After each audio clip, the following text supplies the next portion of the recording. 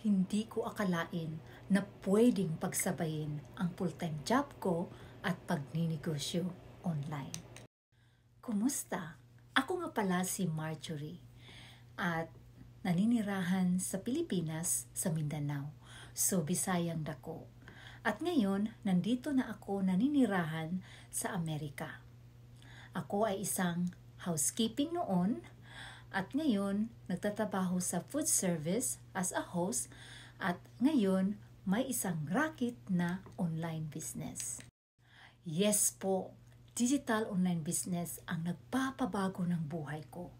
Emotionally, mentally, physically, and financially. Akala ko noon, pag nasa abroad ka na, ay mayaman ka na. Akala ko lang pala. Hindi ko sukat akalain na marami palang mga bayaring mga bills, mga responsibilidad. Kaya, napag-isipan akong maghanap ng isang racket. At ito na yung nakita ko, ang online business. Nakapag-travel na kami na hindi magwo-worry sa expenses. Itong business na ito is non-stop. So kahit nasa full-time job or work ako, itong racket na online business ay gumagana at kumikita. Kahit nasa bakasyon or kahit nasa bahay lang ako. Ang nagustuhan ko sa online business na ito is no to bug our family and friends. And then, automated system. Then, legit and registered.